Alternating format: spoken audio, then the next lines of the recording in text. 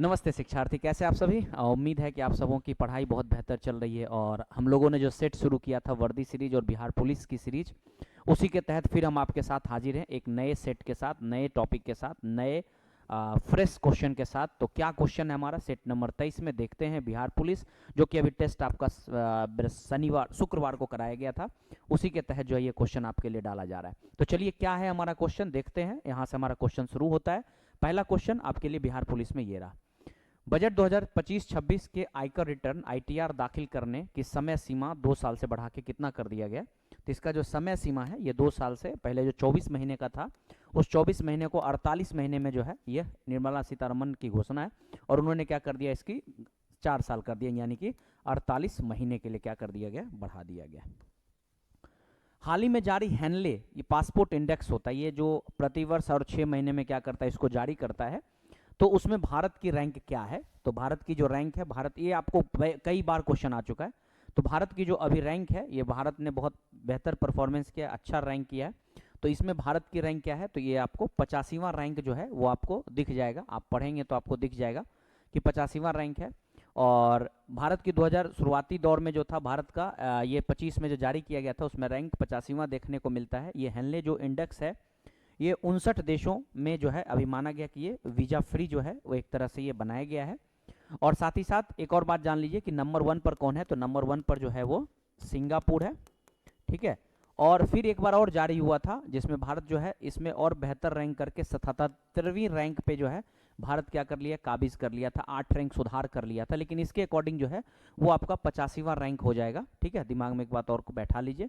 Henley passport index जो होता है इसका हेडक्वार्टर जो है वो यूके में है, इसका हेडक्वार्टर जो है यूके लंदन में है। और 2006 से क्या कर रहा है, ये क्या कर रहा है, प्रतिवर्ष ये अपना आंकड़ा जारी करता है। और 2018 में जो है, 2018 में इसका नाम जो है हेनले पासपोर्ट इंडेक्स हो गया। इससे पहले इसका नाम हेनले पासपोर्ट वीजा प्रतिबंध सूचकांक था, बाद में इसका नाम चेंज कर दिया गया। हाल ही में राष्ट्रपति द्रौपदी मुर्मू ने कितने नर्सों को राष्ट्रीय फ्लोरेंस नाइटिंगेल का पुरस्कार दिया है। तो ये जो पुरस्कार दिया गया, ये 15 जो है 15 नर्सों को क्या किया गया, ये पुरस्कार दिया गया है।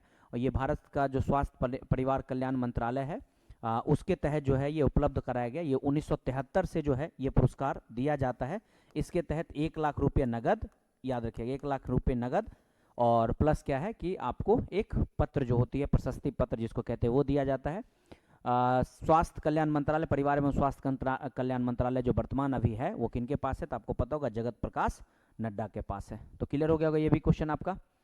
हाल ही में म्यांमार में भूकंप से तबाही के बीच भारत ने कौन सा एक ऑपरेशन शुरू किया। भारत ने भी म्यांमार में आए भूकंप, आपको पता होगा कि जबरदस्त भूकंप आया था, उस भूकंप से बचाव के लिए भारत ने म्यांमार को एज ए पड़ोसी देश नाते भारत ने मदद किया। तो उसमें कौन से ऑपरेशन भारत ने चलाया था, तो ऑपरेशन ब्रह्म जो है, ये आपको पता होना चाहिए। ऑपरेशन ब्रह्म जो है ये चलाया गया भारत के द्वारा पड़ोसी देशों को बेहतर सुविधा देने के लिए, या पड़ोसी प्रारूप नीति, या पड़ोसी जो है यूँ समझिए कि एक सहयोग नीति के तहत जो है भारत ने ये स्वायत्तता दी। और भारत ने ऑपरेशन ब्रह्म जो है ये मार्च 2025 में चला करके, मार्च 2025 में चला करके भारत ने सहायता दिया। भारत और जो म्यांमार है उसके बीच का जो बॉर्डर लाइन है वो 1643 किलोमीटर का बॉर्डर लाइन है, जो कि भारत के ईस्ट साइड से बॉर्डर टच करता है। देश की पहली स्वदेशी एमआरआई का परीक्षण कहाँ किया गया, तो भारत का स्वदेशी जो एमआरआई परीक्षण हुआ है, ये पहले भारत विदेशों से मंगाता था, कई देशों से। अभी जो भारत में स्वदेशी ये हुआ है, ये आईएमएस जो है, यानी जिसको एम्स कहते हैं, एम्स दिल्ली में जो है इसका प्रशिक्षण किया गया है। और इसी प्रशिक्षण के तहत भारत का क्या होगा, परीक्षण किया गया। इसी परीक्षण के तहत भारत में क्या होगा कि आने वाले समय में एमआरआई जो है पूरे बॉडी का एक तरह से पूरा चेक किया जाता है, वो दिल्ली में किया गया। भारत खुद स्वदेशी लेवल पे इसको बनाएगा। जो अभी सेप टकरा विश्व कप 2025 कराया गया है हाल ही में, उसमें भारत का कौन सा स्थान रहा, तो सेप टकरा में भारत का जो स्थान है वो आपसे पूछा है, तो भारत का स्थान जो है वो चौथा रहा, भारत का स्थान। हालांकि भारत ने स्वर्ण पदक भी उसमें जीता था। कहा जाता है कि इसमें पटना के बिहार में ये कराया गया था। भारतीय पुरुष रेगू इसी टीम में आया था जो सेपरा टकरा में भारत ने स्वर्ण पदक भी जीता था। और कहा जाता है कि थाईलैंड जो है इसमें शीर्ष स्थान पर रहा था, शीर्ष स्थान पर जो है वह थाईलैंड रहा था। ये 1972 से जो है ये गेम करवाया जा रहा है, ठीक है, 1972 से कराया जा रहा है। बैंकॉक थाईलैंड जहां इसका मेन समझ सकते क्वार्टर है। हाल ही में भारत रूसी सैनिक नौअभ्यास जो इंद्र 2025 आयोजन जो है वो कहाँ किया जा रहा है, तो ये इंद्र का जो है आयोजन वो आपको चेन्नई में किया जा रहा है, याद रखिए कहाँ पे, तो चेन्नई में भारत और रूस के बीच जो है द्विपक्षीय नौसैनिक अभ्यास कराया जा रहा है, जिसका नाम क्या है, इंद्र है, जिसमें पनडुब्बी रोधी जो युद्ध है वो कराया जाना, साथ ही साथ सतह पर, वायु में युद्ध अभ्यास, ये सब कराया जाना है। 2003 से जो है यह नियमित रूप से ये कराया जाता है।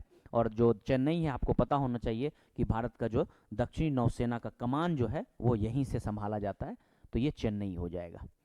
भारतीय रिजर्व बैंक की स्थापना दिवस कब मनाया जाता है, तो 1 अप्रैल 1935 को भारतीय रिजर्व बैंक की स्थापना हुई, तो 1 अप्रैल के तहत जो है ये भारत में मनाया जाता है। इसका पहले जो हेडक्वार्टर था वो पहले कोलकाता था, बाद में 1937 में इसका हेडक्वार्टर जो है वो कहाँ, 1937 में इसका हेडक्वार्टर जो है वो मुंबई कर दिया गया। और साथ ही साथ एक बात और जान लिया, 1949 में राष्ट्रीय करण इसका कर दिया गया। अगर आपसे पूछे कि राष्ट्रीयकरण कब किया गया, तो 1949 में क्या किया गया, इसका राष्ट्रीयकरण कर दिया। और वर्तमान में आरबीआई के गवर्नर कौन है, तो संजय मल्होत्रा जो है वह आरबीआई के गवर्नर है। बिहार में बढ़ते एक और है, बिहार कैबिनेट ने दीदी की रसोई योजना एक शुरू किया, जो कि बहुत पहले से चलाया जा रहा है, आपको पता होना चाहिए 2018 से चलाया जा रहा है, जिसमें पहले क्या होता था, 40 रुपये प्रति खाना के हिसाब से वह उपलब्ध कराया जाता था, जो हॉस्पिटल होता था या फिर जो कई जगहों पर आप यूँ समझिए कि क्या नाम है, स्वास्थ्य सुविधा या फिर स्कूल, ये सारी चीज़ों में जहाँ तहाँ उपलब्ध कराने के लिए जो है रसोई दीदी को ये उपलब्ध कराया जाता था, रसोई दीदी के तहत ये उपलब्ध कराया जाता था। तो ये पहले 40 रुपया था, जिसको घटा करके अब क्या कर दिया गया, 20 रुपया कर दिया गया। इसकी जो घोषणा है कैमूर जिला के भभुआ नगर का एक जगजीवन स्टेडियम है, वहीं पर ये अनाउंस किया गया, 2018 से ये चल रहा है, जो कि 40 रुपये पहले था, अब उसे आधा कर दिया, यानी 20 रुपये कर दिया गया। बिहार में बढ़ते अपराध को नकेल कसने के लिए बिहार पुलिस के द्वारा कौन सा ऑपरेशन शुरू किया गया, बिहार पुलिस के द्वारा जो ऑपरेशन शुरू किया गया है वो ऑपरेशन लंगड़ा है। यानी कहने का मतलब अपराध जुलाई के आसपास का ये घटना है कि जुलाई के आसपास में ये घोषणा किया गया, या यूं समझिए कि जैसे अपराधी भाग रहे हैं तो उनके पैर में गोली मार दिया जाए ताकि वो चल ना पाए, यानी उसको मतलब ये कि उसको ऐसे हालत में ला दो कि वो भाग ना पाए, उसे रोका जा सके। इसी को लेकर के ऑपरेशन लंगड़ा जो है वह चलाया जा रहा है। अगला क्वेश्चन आपका है कि डैश यूनिवर्सिटी प्रोफेसर, तो इसका आंसर क्या हो जाएगा, is he a university professor, तो यहां पर इज का प्रयोग हो जाएगा। Which movie did you enjoy more, Ice Age, Home Alone and I enjoy of this movie.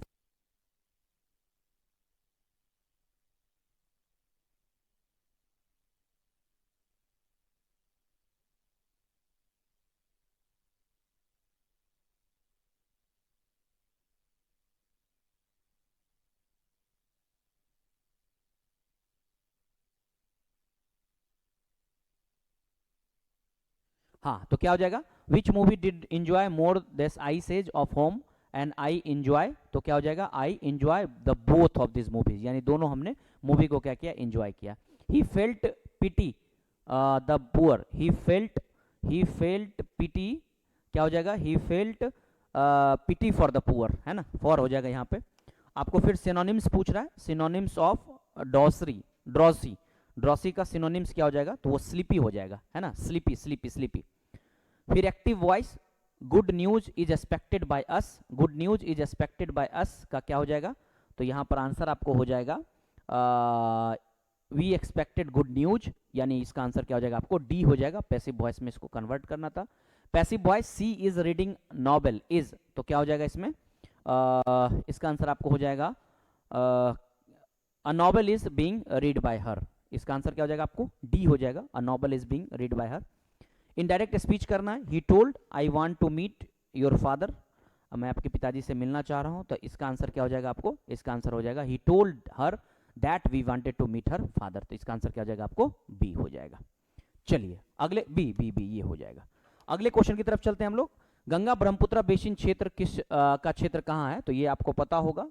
तो गंगा ब्रह्मपुत्र का जो क्षेत्र है, यानी ये आपसे कह रहा है कि ये अगर इक्वेटर है तो आप जानते होंगे इस तरह से जो खींची जाती है रेखा, जिसको आप विषुवत रेखा के नाम से भी जानते हैं, सॉरी विषुवत रेखा के समानांतर खींची गई रेखा अक्षांश रेखा के नाम से जानते हैं। तो 10 डिग्री नॉर्थ से लेकर के 30 डिग्री अक्षांश के बीच जो है, 10 डिग्री नॉर्थ से लेकर के 30 डिग्री अक्षांश के बीच जो है ये भारत लाइज करता है, भारत का ये जो क्या नाम है गंगा ब्रह्मपुत्र बेसिन है वो लाइज करता है। अगले क्वेश्चन की तरफ चलिए। निम्नलिखित में से कौन सा रबी फसल है, तो रबी फसल का अगर बात करेगा तो रबी फसल जो है इसमें आपको पता होना चाहिए गेहूं है जो है वह रबी फसल है, बाकी सब खारीफ फसल है। गेहूं, जौ, चना, बाजरा, ये सब जितने भी होते हैं रवि होते हैं, जो कि नवंबर, दिसंबर, अक्टूबर में लगाए जाते हैं और फिर उसके बाद उसको जनवरी, फरवरी में क्या कर लिया जाता है, कट कर लिया जाता है। मतलब जनवरी, फरवरी के बाद मार्च, अप्रैल में उसे कट कर लिया जाता है। महाराष्ट्र में मुख्य रूप से कौन सी मिट्टी पाई जाती है? तो महाराष्ट्र में मुख्य रूप से जो है वह काली मिट्टी पाई जाती है। भारत के 15 से 20% हिस्सा में जो है वह काली मिट्टी पाई जाती है, जिसका मुख्य क्षेत्र जो है वह महाराष्ट्र है। महाराष्ट्र के अलावा मध्य प्रदेश के, और मध्य प्रदेश के अलावा कुछ यूपी, उत्तर प्रदेश के कुछ क्षेत्रों में थोड़ा बहुत, और साथ ही साथ आप क्या नाम है, राजस्थान में, राजस्थान बोल रहे क्या नाम, गुजरात में भी आपको देखने को मिलेगा, थोड़ा बहुत कर्नाटका में। काली मिट्टी को काली कपासी मिट्टी या रेगुर मिट्टी के नाम से भी जानते हैं। इसको रेगुर मिट्टी इसी को कहा जाता है। आपसे पूछेगी रेगुर मिट्टी किसे कहते हैं, तो रेगुर मिट्टी इसी को कहते हैं। काली कपासी मिट्टी इसलिए कहते हैं क्योंकि इसमें कपास की खेती बहुत ज्यादा होती है। भारत की मिट्टी जो है उसको सर्वेक्षण करने के लिए एक टीम बना हुआ जिसका नाम है भारतीय राष्ट्रीय मृदा सर्वेक्षण ब्यूरो। ये भूमि की रिपोर्ट करता है, जिसमें प्रकाशन संख्या 94 में उसने ये बताया कि सबसे प्रचुर मात्रा में जो है वह किस प्रकार की मिट्टी जो है सबसे प्रचुर मात्रा में होती है। तो जो आदि मृदा है, यानी आदि मृदा कहने का मतलब जो इसेप्टिसोल जो है ये बहुत ज़्यादा है, और ये जो मतलब नए मूल की ये मिट्टी मानी जाती है, जो कि भूमि क्षेत्र के लगभग 22% भागों पर ये मिट्टी जो है वह पाई जाती है।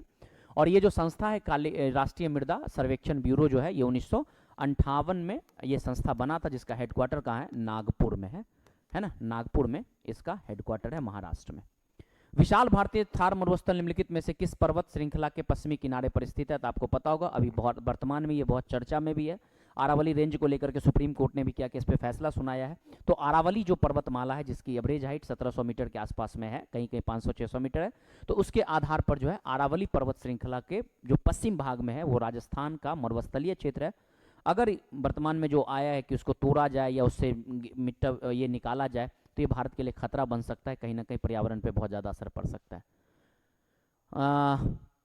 निम्नलिखित में से कौन सा परिवहन का साधन पेट्रोलियम और गैस आपूर्ति वाहन के लिए हानियों को देर का मतलब सबसे कम समय में, या फिर कह सकते हैं कि समय लागत को कम करता है, और साथ ही साथ जो पैसे होते हैं उसको भी ये खपत में कम करता है। तो ये जो है सबसे बेस्ट माध्यम जल मार्ग पाइपलाइन माना जाता है। ठीक है, भारत की जो सबसे वर्तमान में लंबी पाइप है वो HBJ पाइपलाइन है, जिसको हजीरा, विजयपुर और जगदीशपुर पाइपलाइन कहते हैं, जो कि 1750 किलोमीटर के 1730 किलोमीटर के आसपास में देखने को मिलेगा। ऐसे एक नया कांडला से गोरखपुर एक LPG पाइपलाइन 2805 किलोमीटर में बनाया जा रहा है, जो कि प्रस्तावित है, इसका अंतिम चरण में है। ये धीरे धीरे लास्ट फेज में आ चुका है, अब इसको बनाया जाएगा। ठीक है, बनाया क्या मतलब चालू कर दिया जाएगा।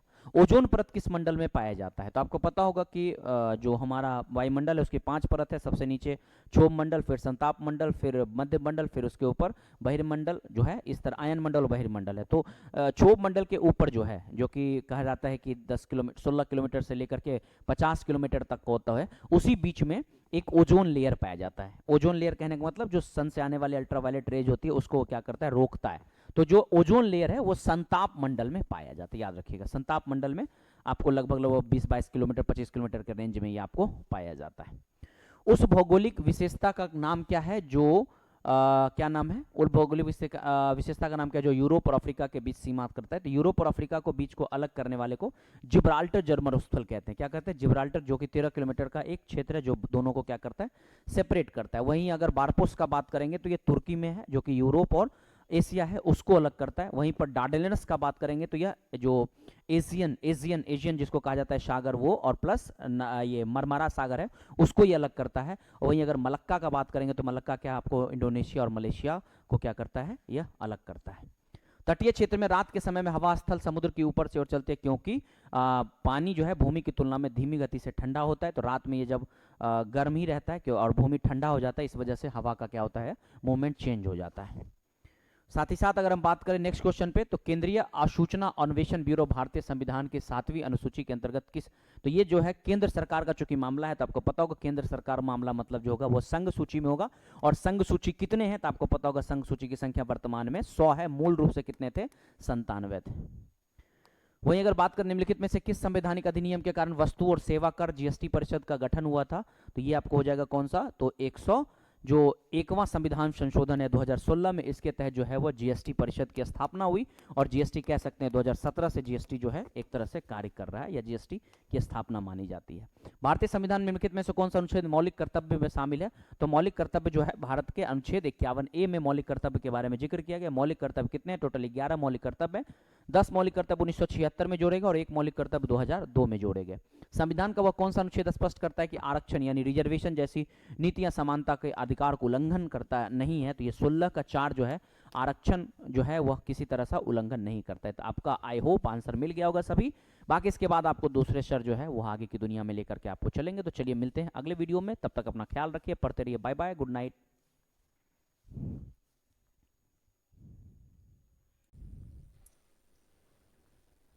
नमस्कार, ऊंची उड़ान के इस प्लेटफॉर्म में आपका स्वागत है। और हम एक अभियान लिए चले रहे हैं, हम लोग सारे कोई मिलकर के, सफलता वादा का। और उम्मीद है कि आप सब इस अभियान में हमारा साथ देंगे और यूं ही अपने टेस्ट को लगातार बनाए रखेंगे। तो पहले के बहुत सारे पोर्शंस को आप लोग देख लिए होंगे। अब 32वें नंबर सवाल से हमारा जिम्मेदारी आ जाता है कि हम आपको इतिहास और अर्थशास्त्र के साथ साथ हिंदी के कुछ पोर्शन को आपके साथ लेकर के चले। तो आते हैं 32वें नंबर सवाल की तरफ, जो सवाल ये है कि वेदांग हिंदू धर्म के सहायक विषय हैं जिनकी उत्पत्ति प्राचीन काल में हुई थी। तो वेदांग के बारे में सवाल है और वे वेदों का अध्ययन से जुड़े हैं। इनकी संख्या कितनी है बता दे। वेद को समझने के लिए जो हमारे पास 4 वेद देखने को मिलते हैं, जिनकी रचना वैदिक काल में देखने को मिलती है। तो इन वेद को अधिक समझने के लिए वेदांग मतलब वेदों का अंग की रचना किया गया, जिसमें हमें देखने को मिलता है शिक्षा, याद करिए, ठीक है, शिक्षा, निरुक्त हमें कल्प देखने को मिलता है, हमें ज्योतिष देखने को मिलता है, ठीक है, हमें ज्योतिष देखने, हमें छंद देखने को मिलता है, ठीक है। तो कितना हो गया? 1 2 3 4 5 और एक क्या है? एक हमें कल्प देखने को मिलता है। तो हमारे पास टोटल नंबर ऑफ वेदांग कितने हैं सर? तो हमारे पास 1 2 3 4 5 6 6। तो हमारे आंसर क्या हो जाएगा? 6। शिक्षा, निरुक्त, कल्प, ठीक है। अभी हम लोग बात किए व्याकरण, ठीक है, ज्योतिष, व्याकरण, इन सारे चीज़ों में हमें कितने देखने को मिलते हैं? हमें 6 देखने को मिलते हैं। इस कारण से इसका आंसर क्या हो जाएगा? इसका आंसर हो जाएगा 6, क्योंकि हमारे पास शिक्षा है, व्याकरण है, छंद है, निरुक्त है, कल्प है, ज्योतिष है। तो ध्यान रखिएगा, हमारे पास जो टोटल नंबर ऑफ वेदांग है वो नंबर कितना है? 6 है। दूसरे सवाल की तरफ बढ़ते हैं। सम्राट अशोक के निम्नलिखित में से किस शिलालेख में कलिंग युद्ध का जिक्र मिलता है? अगर आप सेट लगातार बना रहे हैं तो आपको ये प्रश्न पहले भी दिखा होगा। सर क्या पूछा जा रहा है? कलिंग युद्ध की लड़ी कब गई थी? 261 ईसा पूर्व में। कहाँ है कलिंग है उड़ीसा में।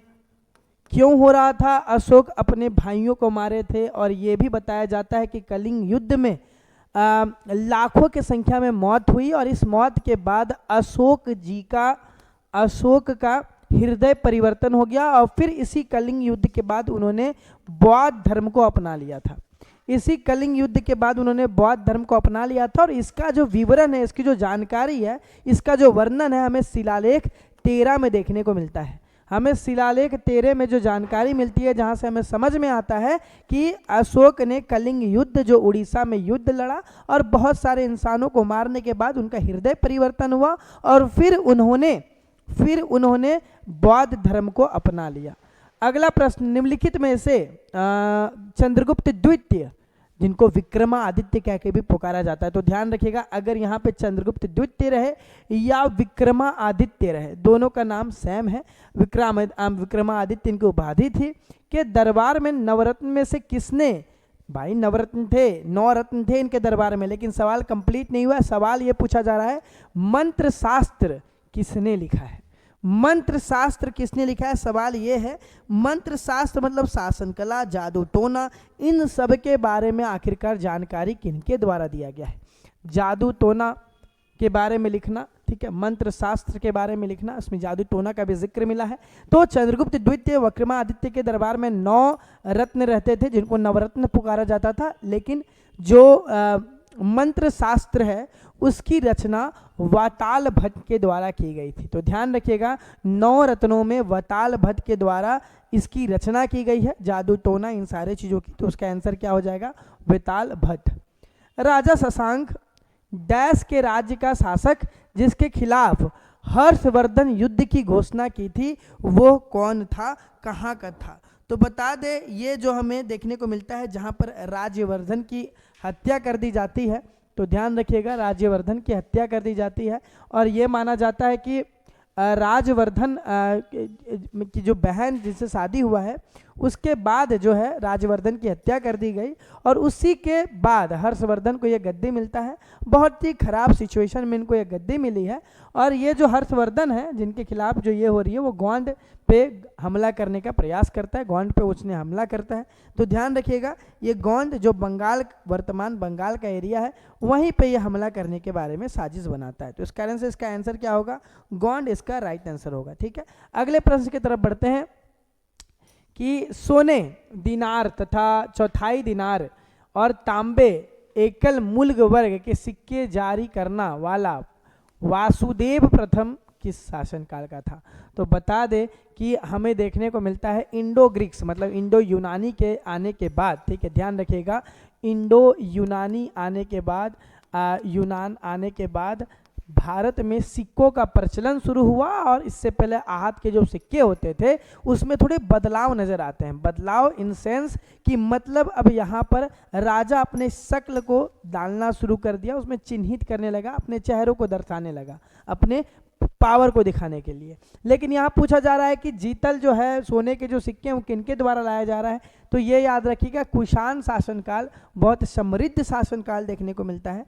तो वासुदेव प्रथम जी जो है वो हमारे कुषाण साम्राज्य, कुषाण वंश से आते हैं। तो इसलिए इसका आंसर क्या हो जाएगा, कुषाण इसका राइट आंसर हो जाएगा। अगला प्रश्न, निम्नलिखित में से किस राजवंश की उत्पत्ति चीन के ह्यूचिन जनजाति से हुई थी। ठीक है, तो यहाँ पर सवाल है 37वां नंबर का कि हुचिन जनजाति जो कि एक हमें देखने को मिलता है कि जो जनजाति जो है वो खाना बदोश जिंदगी जीती थी। ठीक है, खाना बदोश जिंदगी जीती थी, अफगानिस्तान वाले क्षेत्र पे चीन से होते हुए आते हैं और फिर भारत में उनका आगमन होता है। कुजला यहाँ पे संस्थापन करते हैं उसका और वो उसके भी आंसर कौन होंगे, कुषाण होंगे। तो ध्यान रखिएगा कुषाण अपने आप को चीन के जनजाति हुचिन से अपने आप को जोड़ते थे और हुचिन ने खाना बदोश जिंदगी जीती थी, मतलब जंगलों में घूम घूम करके इनका ये चलता था, खाना और जीवन प्रवाह किया करते थे और फिर ये अफगानिस्तान वाले क्षेत्र में आते हैं और फिर यहाँ से इनकी शासनकाल शुरू होती है। तो ध्यान रखिएगा इसका राइट आंसर क्या होगा, कुषाण इसका राइट आंसर होगा। 38वां नंबर सवाल, और 38वां नंबर सवाल ये है कि आंध्र प्रदेश में निम्नलिखित में से किसने आंध्र प्रदेश में निम्नलिखित में से किसने महाभारत के कुछ भागों को तेलुगु में अनुवाद किया था।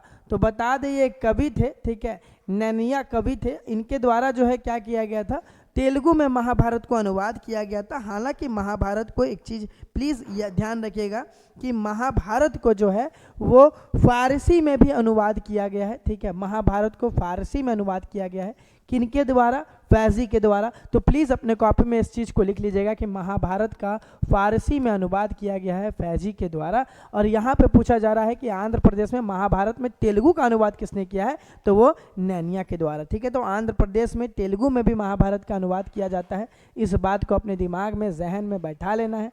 अगले प्रश्न की तरफ बढ़ते हैं, हमारा 40वां 39 नंबर नीचे ही रह गया, 2 सेकेंड सॉरी, हाँ 39वां समय, अरब यात्री सुलेमान किस शताब्दी के मध्य में भारत आया था। तो सुलेमान जी कब आए हैं भारत, तो ध्यान रखिएगा सुलेमान जो है वो पाल शासक मिहिर भोग के शासनकाल में आए हैं। ठीक है, पाल शासक मिहिर भोग के शासनकाल में आए हैं और यहाँ आने के बाद उन्होंने किताब उल मसातिक की रचना की थी, 9वीं शताब्दी में आते हैं। ठीक है, ध्यान रखिएगा मिहिर भोग के शासनकाल में। तो प्लीज़ अपने कॉपी में मिहिर भोग लिख लीजिएगा, किताब उल मासिक की रचना करते हैं, ये भी बात ध्यान रखिएगा, किताब उल मासिक की रचना करते हैं भारत के घूमने के बाद। पाल शासक हैं मिहिर भोग, उन्हीं के शासनकाल में 9वीं शताब्दी में हमें आते हुए नजर आते हैं। ठीक है, तो ध्यान रखना है पाल शासक मिहिर भोग इसका राइट आंसर होगा। अगला प्रश्न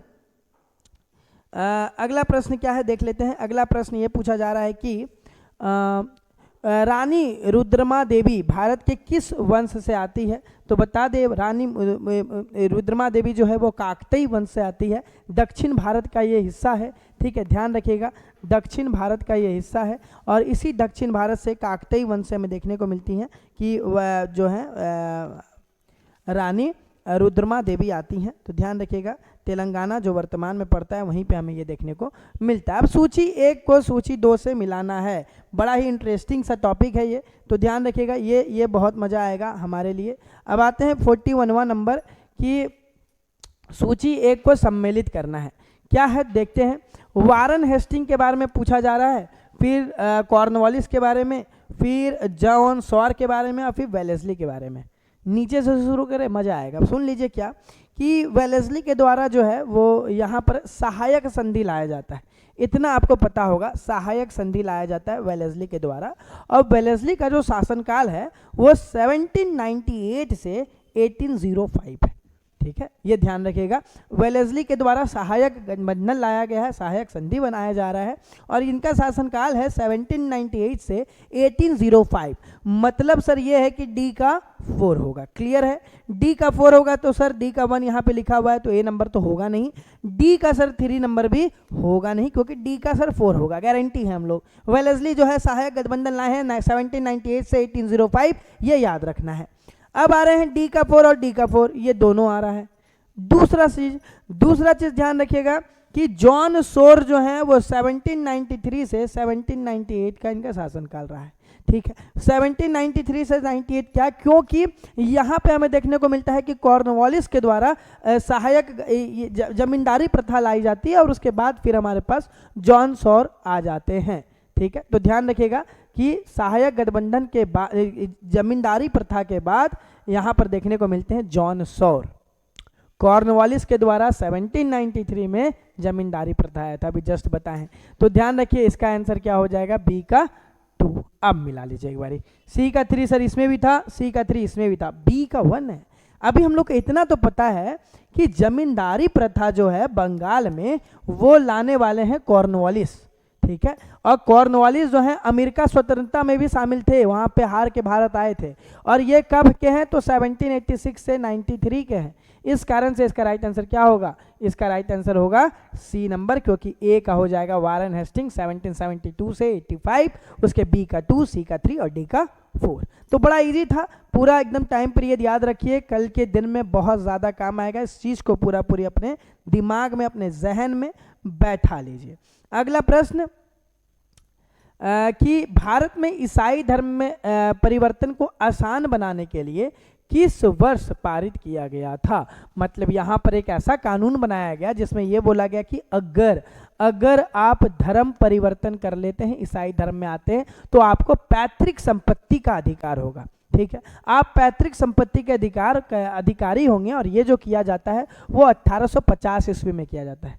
याद रखने वाली बात यह है कि अंग्रेज अगर भारत आए हैं सर, तो सिर्फ और सिर्फ इसलिए आए हैं क्योंकि उनको यहाँ पे ईसाई धर्म को भी प्रमोट करना है, और साथ ही साथ यहाँ से भारत के सामान को लेकर के जा करके यूरोप को ज़्यादा धनी बनाना है, ज़्यादा अमीर बनाना है, इसी कारण से वो यहाँ पर आए हुए हैं। तो ध्यान रखिएगा इसका राइट आंसर क्या हो जाएगा, इसका राइट आंसर बी नंबर होगा, क्योंकि हमें देखने को मिलता है कि इन्हीं के शासनकाल में यहाँ पर आते हैं, और आने के बाद जो है गद्दी वद्दी संभाल करके आगे बढ़ते हैं। 43 नंबर सवाल की तरफ बढ़ते हैं। 43 नंबर सवाल, एक जरा सा कॉल आ रहा है, 2 सेकेंड, ठीक है। तो ध्यान रखिएगा 43 नंबर सवाल हमारा क्या है कि 1910 में, 2 सेकेंड,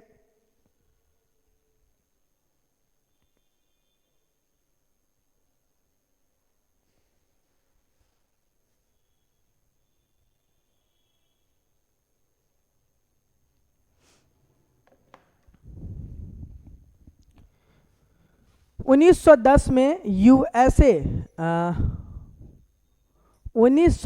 यूएसए में सिएटल में यूनाइटेड इंडिया हाउस की स्थापना किनके द्वारा की गई थी। तो 1910 में यूएसए में जो स्थापना की गई राष्ट्रवादी उदय देखने को मिलता है कि वहाँ से यूएसए के सिएटल से जो है वो राष्ट्रवादी आंदोलन चलाया जाएगा। और ये जो स्थापना करते हैं वो तारकनाथ दास और उनके साथ साथ जेडी कुमार के द्वारा इनकी स्थापना की जाती है। तो ध्यान रखिएगा, ये जो सिएटल में हो रहा है 1910 ईस्वी में, ये तारकनाथ दास और जेडी कुमार के द्वारा किया जा रहा है।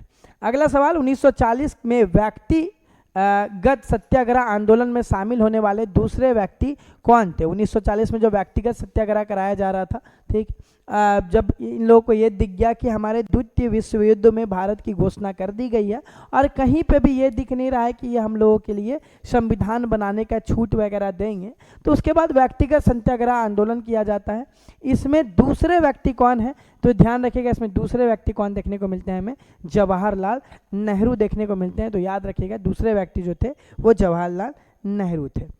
45वां नंबर सवाल कि बहिष्कृत हितकारिणी सभा की स्थापना कहाँ पर हुई थी? जहाँ पर सारे चीज़ को बहिष्कृत किया जा रहा था कि मतलब हम लोग इनका इस्तेमाल नहीं करेंगे, और इसकी जो स्थापना है वो लगभग हमें देखने को मिलता है कि ये इसलिए कराया जा रहा है क्योंकि राष्ट्रीयकरण का एक मतलब राष्ट्रवाद का उदय हो चुका है, और ये जुलाई में हमें जो है वो देखने को मिलता है। इसकी स्थापना की गई है 1924 में, ठीक है। बहिष्कृत हितकारिणी का जो स्थापना है वो जुलाई 1924 में किया जाता है, और ये दलित की शिक्षा और कल्याण के लिए बात करेंगे। ध्यान रखिएगा, ये जो है क्योंकि दलित और इन लोगों को जो है कभी समाज में शामिल नहीं किया गया है, इसी कारण से ये इन चीज़ों के ऊपर बात करेंगे। और इसकी जो स्थापना की जा रही है वो बॉम्बे में की जा रही है, और इसकी स्थापना भीमराव अंबेडकर के द्वारा की जा रही है ताकि वो दलितों की जो है दलितों के ऊपर बात कर सके। इसी कारण से इसकी स्थापना 20 जुलाई 1924 को किया जा रहा है ताकि ये दलितों की कल्याण के लिए कुछ कदम उठाए जाएं और दलितों को भी आगे बढ़ाया जाए। बड़ा इजी सवाल है ये सवाल किसी से भी गलत नहीं हुआ होगा कि 1931 में भारतीय राष्ट्रीय कांग्रेस द्वारा कौन सा ध्वज अपनाया गया था? ये कोई भी गलत नहीं किए होंगे क्योंकि यहाँ पर सीधा आंसर है, कहीं और जाने की जरूरत ही नहीं है। कपड़े द्वारा निर्मित चरखे के 2 रंग नहीं, ये सब कोई से सही हुआ होगा कि खादी द्वारा निर्मित चरखा चिन्ह वाला तिरंगा ध्वज। ये कभी भी आप कोई पुराने मूवी भी देखते होंगे या आपके दिमाग में अगर कभी भी अशोक चक्र की जगह कुछ आता होगा तो वो चरखा ही आता होगा, या आप हमेशा से ये चीज़ों के ऊपर नोटिस किए होंगे कि इसका जो होगा आंसर क्या होगा, वो चरखा ही हमें देखने को मिलेगा। अगला प्रश्न 47वां नंबर, ठीक है। तो ध्यान रखिएगा कि इसमें क्या पूछा जा रहा है कि चंद्रनगर 23 मार्च 1757 ब्रिटिश नौसेना द्वारा कब्जा कर लिया गया एक उपनिवेश था, और इसी के बाद से युद्ध की शुरुआत जो हो रही होती है ये कहाँ का ये था? तो ये फ्रांस का था, याद रखिएगा, फ्रेंच का था। और इसी के बाद से हमें देखने को मिलता है फ्रेंच और इन लोगों के बीच में लड़ाइयाँ शुरू हो गई है, और ये जो फ्रेंच में आते हैं वो लगभग हमें देखने को मिलता है 1653 ईस्वी में आते हैं, और उसके बाद फिर चंद्रनगर पर कब्जा होता है और 23 मार्च में इनके नाव को कब्जा किया जाता है। तो फ्रेंच का ही नाव है, तो ध्यान रखिएगा इसका आंसर क्या होगा? फ्रेंच इसका राइट आंसर होगा। अगला प्रश्न, निम्नलिखित में से किस आंदोलन या सत्याग्रह का परिणाम उस तीनकथिया प्रणाली का उन्मूलन था जिसके तहत किसानों ने अपनी खेती हुई मतलब जोती हुई खेत का 3/20वां हिस्सा नील की खेती के लिए कहा जाता था? इस आंदोलन को क्या कहा जाता था? ऐसे आंदोलन को क्या कहते थे? चंपारण सत्याग्रह कहते थे। और याद करिए कि महात्मा गांधी राजकुमार शुक्ल के कहने पे इसी प्रणाली को ख़त्म करने के लिए बिहार आते हैं, बिहार के चंपारण आते हैं, और हमें देखने को मिलता है कि चंपारण की भूमि में ये शुरुआत हुआ गांधी जी का पहला आंदोलन करते हैं, उसमें सफलता प्राप्त करते हैं। यहाँ पर ब्रिटिशों के द्वारा आपकी खेत पे अगर क्या करना है 3 कट्ठा आपको नील की खेती करनी है, 20वां हिस्सा का 20 का 3वां हिस्सा जो होता है उसमें आपको नील की खेती करनी है। इसी के लिए चंपारण सत्याग्रह की शुरुआत की जाती है गांधी जी के द्वारा। राजकुमार शुक्ल ने इनको इन्वाइट किया था। निम्नलिखित में से कौन एक नेता था जिसने उत्तर पूर्व भारत से ब्रिटिश शासन के खिलाफ विद्रोह का नेतृत्व किया? तो कौन है? ध्यान रखिएगा, ये होंगे हमारे कौन? दुर्गावती देवी, ठीक है। दुर्गावती देवी जो है वो उत्तर पूर्व भारत पर ब्रिटिश शासन के खिलाफ आंदोलन कर रही हैं। तो ध्यान रखिए, एक चीज़ आपको साफ तौर पे दिख रहा होगा कि अंग्रेज को या भारत में जो एक राष्ट्रवाद का उदय हो रहा है, उसके बाद हर एक तबके के लोग भारत में इस चीज़ का सपोर्ट करते हुए नजर आते हैं। तो इसका राइट आंसर क्या होगा? उसका राइट आंसर बी नंबर उसका राइट आंसर होगा, ध्यान रखिएगा, ठीक है। अगला प्रश्न 50वां नंबर, निम्नलिखित में से किस व्यक्ति ने जलियांवाला बाग हत्याकांड के बाद नाइटहुड की उपाधि को त्याग दिया था? और ना ही सिर्फ नाइटहुड की उपाधि बल्कि केसर-ए-हिंद की उपाधि को भी गांधी जी ने त्यागा था, क्योंकि जलियांवाला बाग जो है वो घटना में बहुत सारे लोगों की मौत हुई थी और भारत उसे काला दिन करके ही याद करता है।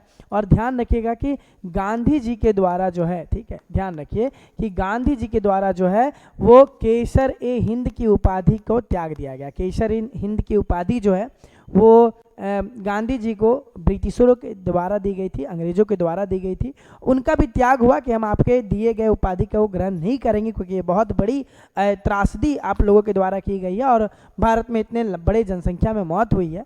और उन्हीं के साथ साथ नाइटहुड की भी उपाधि जो 1915 में ही दी गई है, लेकिन जलियांवाला बाग हत्याकांड के बाद 1919 में इस चीज़ को त्यागा जाता है। और ये त्याग करने वाले कौन हैं? ये त्याग करने वाले हैं रविंद्रनाथ टैगोर, ठीक है। रविंद्रनाथ टैगोर ने नाइटहुड की उपाधि को त्याग दिया था, ध्यान रखिएगा 1919 में, क्योंकि ये जलियांवाला बाग हत्याकांड भारत कभी नहीं भूल सकता है, इवन अभी भी नहीं भूल सकता है। 51वां नंबर सवाल कि निम्नलिखित में से कौन सकल घरेलू उत्पाद, ठीक है, निम्नलिखित में से कौन सकल घरेलू उत्पाद, स्थानीय पूंजी निर्माण और अन्य व्यापक आर्थिक समुच्चय से युक्त राष्ट्रीय लेखा सांख्यिकी नाम के एक वार्षिक दस्तावेजों पर प्रकाशन करता है? तो बता दे कि ये जो है NSO के द्वारा किया जाता है। ध्यान रखिए NSO मतलब क्या? केंद्र साक्ष्य कार्यालय, ठीक है, नेशनल सर्वे ऑफिस, ठीक है। तो ध्यान रखिएगा केंद्र साक्ष्य कार्यालय रहे या NSO रहे, तो इन्हीं के द्वारा जो है राष्ट्र लेखांकित सांख्यिकी की गतिविधि की जाती है। इसका राइट आंसर क्या होगा? बी नंबर, ठीक है, NSO के द्वारा इसको किया जाता है। फिर अगला सवाल कि वर्ष 1949 में डैश का राष्ट्रीयकरण किया गया था? किसका राष्ट्रीयकरण किया गया था? तो बता दे कि इस भारतीय रिजर्व बैंक का राष्ट्रीयकरण किया गया था, जो 1935 में भारत आया था, ठीक है। 1935 में, अप्रैल 1935 में ब्रिटिश मतलब कि जो यहाँ पर 1935 अधिनियम के तहत RBI को भारत में लाया गया था, भारतीय रिजर्व बैंक को भारत लाया गया था, लेकिन 1949 में इसका राष्ट्रीयकरण किया गया है। तो ध्यान रखिएगा कि 1949 में भारतीय रिजर्व बैंक का राष्ट्रीयकरण किया गया। जो लोग शुरू से सेट दे रहे हैं उनके लिए ये क्वेश्चन बड़ा इजी होगा। अगला प्रश्न कि वित्त मंत्रालय ने फॉर्म AS नामक एक नवा फॉर्म पेश किया है, किसके लिए पेश किया है? तो ये जो फॉर्म 26 AS है ये करदाता से संबंधित है। तो ध्यान रखिएगा इसका आंसर क्या होगा? करदाता होगा, क्योंकि ये जो फॉर्म है, ठीक है, ये 26 AS जो फॉर्म है इस जो है करदाता से ही संबंधित है। इस कारण से इसका आंसर क्या होगा? इसका आंसर होगा करदाता। अगला प्रश्न, जमा राशि का वह प्रतिशत जिसे एक बैंक को अपने पास नगद भंडार के रूप में रखना चाहिए, उसके रूप में क्या जाना जाता है? बता दें कि हर निजी बैंक या बैंकों के द्वारा केंद्र बैंक में कुछ पैसे नगद दिए जाते हैं, जिसको हम लोग नगद आरक्षित अनुपात कहते हैं, इसको हम लोग CRR कहते हैं। तो ध्यान रखिएगा इसका आंसर क्या होगा? डी नंबर, नगद आरक्षित अनुपात, ठीक है। निम्न में से कौन भारतीय बहुराष्ट्रीय कंपनी नहीं है? यहाँ पूछा जा रहा है कौन बहुराष्ट्रीय कंपनी नहीं है। तो ध्यान रखिएगा कि यूनिलीवर जो है वो बहुराष्ट्रीय कंपनी नहीं है। बाकी जितने भी हैं महिंद्रा समूह, इन्फोसिस, आदित्य बिरला ग्रुप, ठीक है, बिरला समूह, ये सब कुछ क्या है? ये अंतर्राष्ट्रीय समूह में आते हैं। यहाँ पूछा गया बहुराष्ट्र कंपनी कौन नहीं है, तो वो यूनिलीवर जो है वो बहुराष्ट्र कंपनी नहीं है। उसके बाद के सवाल कि जब सरकार ब्याज भुगतान के बैकलॉग में समाप्त करने के लिए केवल उधार लेने का सहारा लेती है तो इसे क्या कहा जाता है?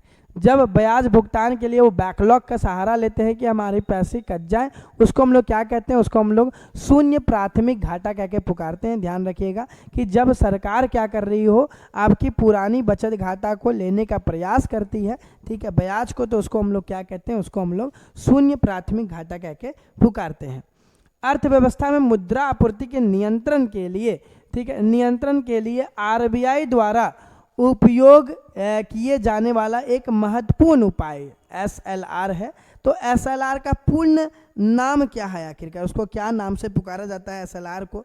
तो ध्यान रखिएगा, एसएलआर को हम लोग पहले भी टेस्ट में एक बार आपसे हम जिक्र किए थे, इसलिए जिक्र किए थे क्योंकि हमें पता है कि ऐसे ही प्रश्नों को बार बार फिर से घुमाया जाएगा। अब ध्यान रखिए, इसको क्या बोलते हैं, इसको बोलते हैं सैचुरेटरी लिक्विडिटी रेशियो, ठीक है। तो ध्यान रखिए इसका राइट आंसर क्या होगा, सी नंबर। रिजर्व होगा नहीं, रेशियो होगा, लेकिन यहाँ पर क्या लिखा हुआ है इतना तो याद है, हम लोग याद बताए थे कि रेशियो होगा, लेकिन यहाँ क्या है, स्टेपुलेटेड, तो ये नहीं होगा, सैचुरेटरी लिक्विडिटी रेशियो। इसका राइट आंसर क्या होगा, सी नंबर।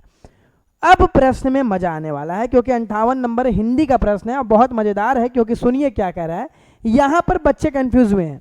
यह मेरा छोटा भाई अमित है, रेखांकित शब्द का सर्वनाम बताएं।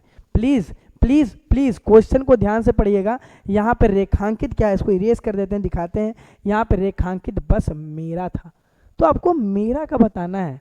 हालांकि ये पूरा शब्द जो है ना, वो पूरा शब्द निश्चयवाचक है, वो निश्चय है कि अमित मेरा भाई है, लेकिन यहाँ पे मेरा को बताना है। मेरा क्या होगा, मेरा होगा हमारा पुरुषवाचक सर्वनाम, ठीक है। मेरा क्या है, मेरा पुरुषवाचक सर्वनाम है। पूरा शब्द निश्चयवाचक है, ये बात हम कह रहे हैं, लेकिन यहाँ पूछा गया रेखांकित शब्द का सर्वनाम बताएं, और मेरा क्या होगा, मेरा जो होगा वो पुरुषवाचक सर्वनाम होगा। ध्यान रखिएगा इसका आंसर क्या होगा, सी नंबर।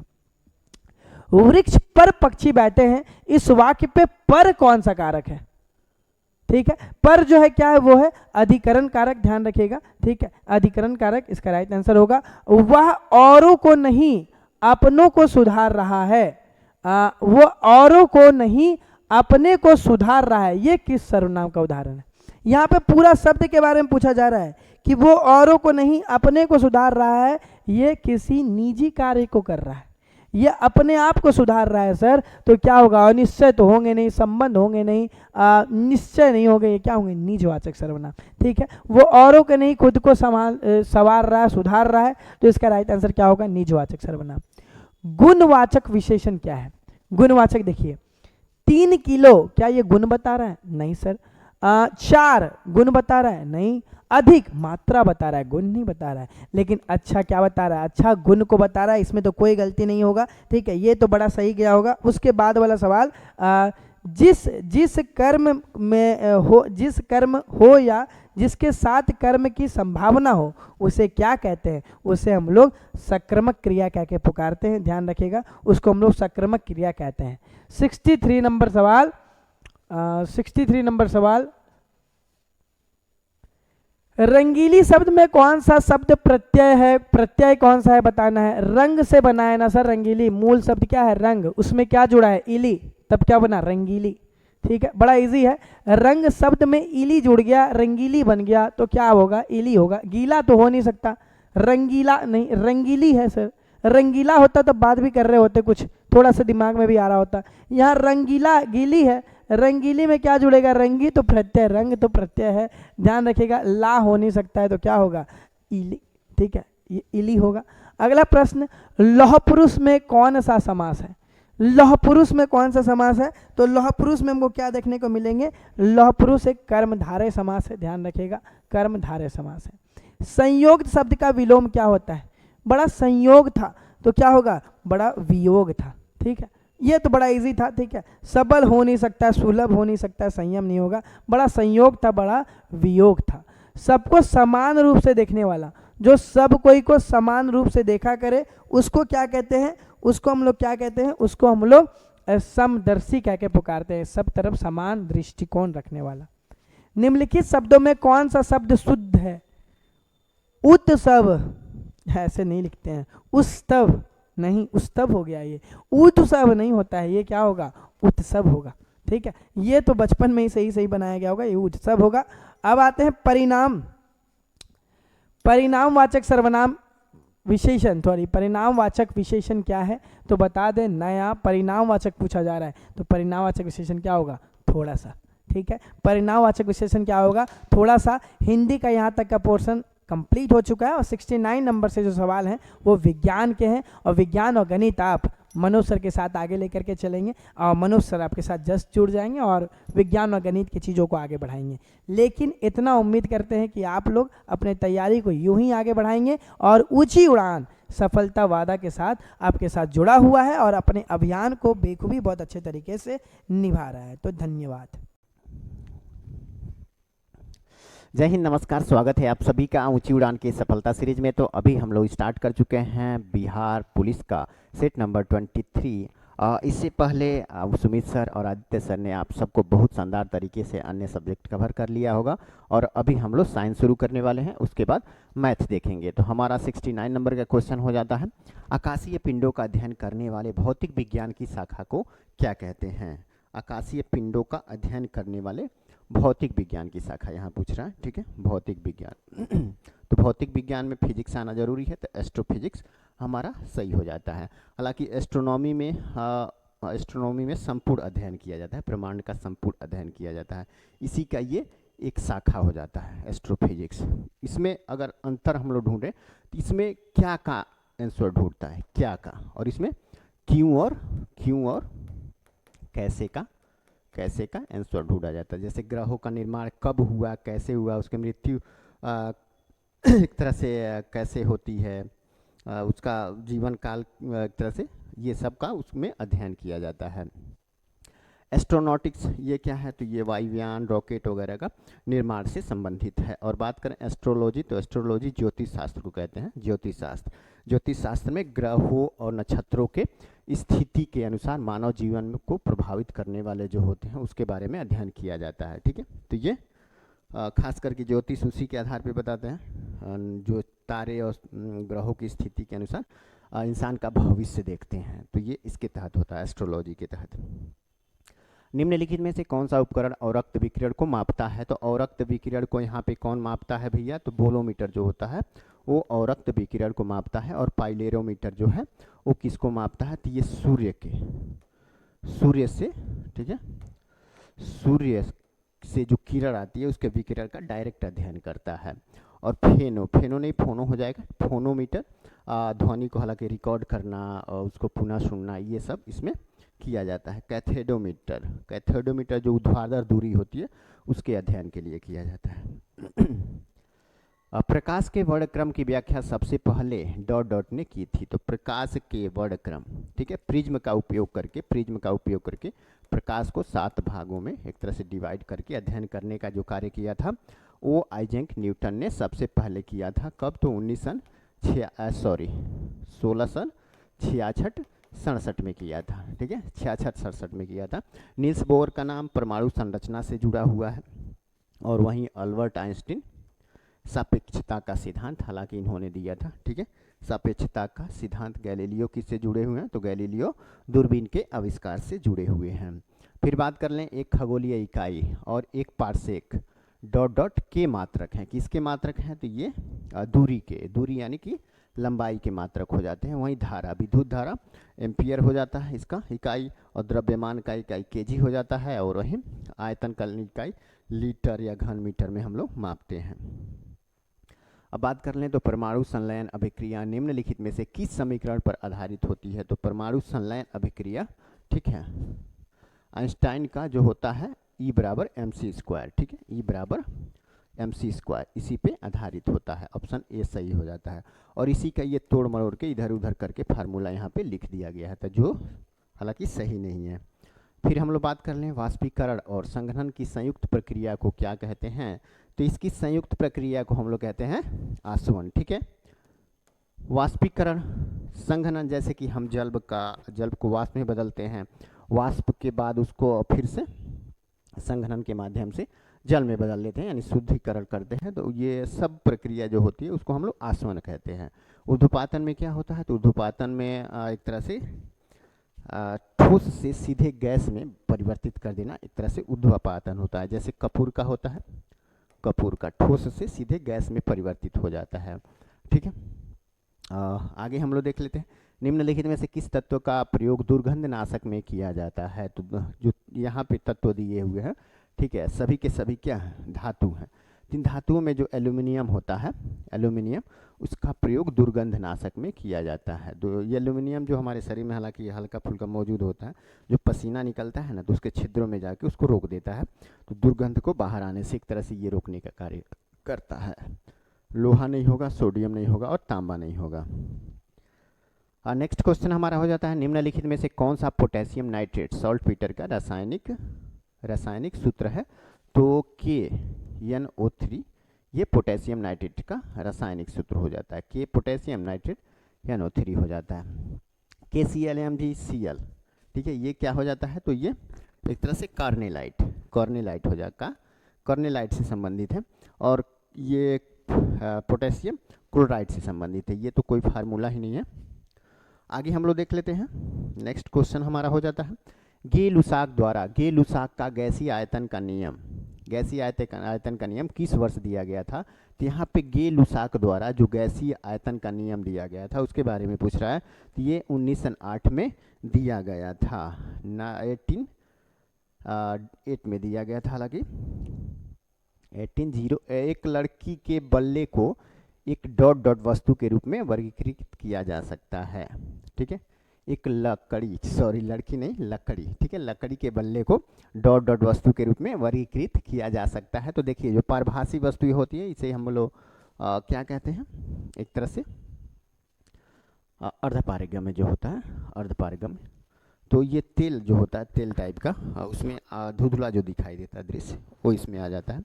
अपारदर्शी का मतलब पूर्ण तरीके से नहीं दिखाई देना। और लकड़ी का जो बल्ला होता है, बल्ला जैसे बैट होता है, वो तो पूर्ण रूप से आर पार नहीं दिखाई देता है, तो एक तरह से वो अपारदर्शी हो जाता है। पारदर्शी में तो वस्तुएं पूरी तरह से आर पार दिखाई दे देती हैं, ठीक है, जैसे कि कांच हो जाता है, कांच शीशा में इधर से उधर दिखाई दे देता है। और चमकदार जो वस्तुएं प्रकाश को परावर्तित करती हैं या उत्सर्जित करती हैं, उसमें वो चमकदार होती हैं, ठीक है, वो चमकदार दिखाई देती हैं। स्रोत चाहे जो भी हो, शुद्ध जल में द्रव्यमान के अनुसार ऑक्सीजन की डॉट डॉट होती है, ऑक्सीजन की मात्रा यहाँ पे पूछ रहा है। स्रोत चाहे जो भी हो, शुद्ध जल द्रव्यमान के अनुसार यहाँ पे ज्ञात करना है। तो जल का फार्मूला क्या होता है, H2O होता है, ठीक है। यहाँ पे इन दोनों का फार्मूला हमें पता है, तो हाइड्रोजन का कितना हो जाता है, 1 हो जाता है, और हाइड्रोजन यहाँ पे 2 दिया है, यानी इसका द्रव्यमान 2 हो जाएगा। और ऑक्सीजन का परमाणु क्रमांक 8 होता है, परमाणु द्रव्यमान 16 होता है, तो ये कितना हो गया, 16 हो गया, यानी यह टोटल द्रव्यमान इसका कितना हो गया, 18 हो जाता है, ठीक है, 18। और इसमें किसका, ऑक्सीजन का पूछ रहा है, तो ऑक्सीजन का 16 है, तो इसको परसेंटेज में अगर चेंज कर दें हम लोग तो कितना आ जाएगा, कट करेंगे तो आ जाएगा 88.89%। तो ये किसका हो गया, तो ये ऑक्सीजन का हो गया। वहीं अगर पूछ दे हाइड्रोजन का, तो हाइड्रोजन का 11.11% हो जाएगा, ठीक है, 11%। निम्नलिखित में से कौन सा लहसुन और प्याज में मौजूद मुख्य सक्रिय सल्फर युक्त यौगिक में से एक है। सल्फर युक्त यौगिक यहाँ पे पूछ रहा है, तो कौन सा हो जाता है, तो हो जाता है, ठीक है, एलिसिन सल्फर युक्त यौगिक हो जाता है। सेलुलोज तो हालांकि पेड़ पौधों में ही एक तरह से पत्तियों में या रेशा के रूप में पाया जाता है, ठीक है, रेशा के रूप में पाया जाता है। इथेनॉल कहाँ पाया जाता है, तो ये शराब में, शराब जो लोग पीते हैं उसमें ये मौजूद रहता है। फिनॉल तो कीटाणुनाशक होता है, कीटाणुनाशक के रूप में इसका प्रयोग किया जाता है, कीटाणुनाशक के रूप में इसका प्रयोग किया जाता है। उपकला कोशिकाओं को क्षतिग्रस्त होने से कौन सा प्रोटीन बचाता है, तो ये हो जाता है कैरोटीन, ठीक है। उपकला कोशिकाएं जैसे बाल, नाखून, ये सब जो क्षतिग्रस्त होती हैं तो उनको सुरक्षा प्रदान करने का काम करता है कैरोटीन, ठीक है। कोलेजन क्या करता है, तो ये हड्डियों उपकला ऊतकों का में मजबूती प्रदान करने का काम करता है, ठीक है।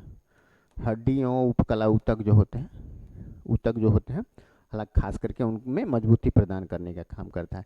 इलास्टिक का करता है, इलास्टिक के मांसपेशियों में ढीलापन लाता है, ढीलापन। और एक्टिन जो होता है वो मांसपेशियों में संकुचन लाने का कार्य करता है। संकुचन एक्टिन हो जाता है, इलास्टिन ढीलापन हो जाता है। निम्नलिखित में से कौन सी रक्त वाहिकाएं दिल से गुर्दे में रक्त का संचार करती हैं? ठीक है, रक्त वाहिकाएं हैं जो दिल से गुर्दे में क्या करती हैं, तो रक्त का संचार करती हैं। तो दिल से गुर्दे में रक्त का संचार करती हैं वो होती हैं गुर्दे की धमनियाँ। गुर्दे की धमनियाँ क्या करती हैं, तो दिल से रक्त में दिल से गुर्दे यानी किडनी में रक्त का संचार करती हैं। वही बात कर ले गुर्दे की नसें, तो ये वापस यहाँ से, ठीक है, गुर्दे से वापस हृदय में रक्त को लाती हैं। ठीक है, और हृदय धमनी का क्या काम है, तो हृदय धमनी वही मौजूद होती है हृदय के पास ही। ठीक है, रक्त को, हृदय की मांसपेशियों को रक्त की आपूर्ति यही कराती है। हृदय की जो मांसपेशियां होती हैं उसको रक्त की आपूर्ति ये कराती हैं। अब वेना कावा क्या हो जाता है, तो महाशिरा जो होता है उसको हम लोग वेना कावा कहते हैं, महाशिरा। ठीक है, महाशिरा, वेना कावा, ये मोटी नसें होती हैं जो अशुद्ध रक्त को हृदय तक पहुंचाती हैं। फिर बात कर लें तो मनुष्य के जीवन काल में कुल कितने दांत उगते हैं, है ना, बड़ा मस्त शानदार क्वेश्चन है। मनुष्य के जीवन काल में कुल कितनी दांतें उगती हैं, तो शुरुआत में तो 32 दांतें उगती हैं। ठीक है, 32 दांतें, जिसमें से 20 जो होता है ना वो दूध का दांत होता है, दूध का, जो टूट जाता है। ठीक है, टूट जाता है और दोबारा उगता है, दोबारा 20 दांत उगता है, यानी टोटल मिला के कितने हो गए, 52 दांत हो जाते हैं। हमारे जीवन काल में टोटल 52 दांतें उगती हैं। ठीक है, दांतें तो 32 ही होती हैं लेकिन उगती हैं और 52 उगती हैं। तो यहाँ पे उगना ही पूछा हुआ है। ठीक है, उगना, 20 दांत टूट जाएगी तो दोबारा उगती है। फिर आगे का क्वेश्चन हम लोग देख लेते हैं। निम्नलिखित में से क्या हमारे पाचन तंत्र में सूक्ष्म कीटाणुओं को पुनः उत्पन्न करने में सक्षम है? ठीक है, जो हानिकारक जीवाणुओं को निष्क्रिय कर देता है तो वो होता है प्रोबायोटिक्स। प्रोबायोटिक्स के तहत ये प्रक्रिया होती है। जैसे कि दही हो गया ना, दही में बैक्टीरिया उत्पन्न होते हैं जो हमारे लिए लाभदायक होते हैं। तो जो लाभदायक बैक्टीरिया होते हैं खास करके उन्हीं के उत्पादन से संबंधित है लाभदायक बैक्टीरिया। ठीक है, और एंटीबायोटिक्स तो हालांकि बैक्टीरिया, जो हानिकारक बैक्टीरिया हमारे शरीर की होती है उन्हें नष्ट करता है, समाप्त करता है। और प्रोस्थेटिक्स क्या होता है, तो जो कृत्रिम अंग होते हैं उसका, उससे संबंधित है ये। ठीक है, कृत्रिम अंग। और प्रोसिंथेटिक्स तो ये तो सिंथेटिक्स वस्तुएं हो गई। ठीक है, कोई भी रेडीमेड वस्तुएं हो गई, कपड़े हो गया या अन्य चीज़ें उससे रिलेटेड है। तो ये सब तो शरीर से, अंगों से संबंधित नहीं है या बैक्टीरिया से संबंधित नहीं है।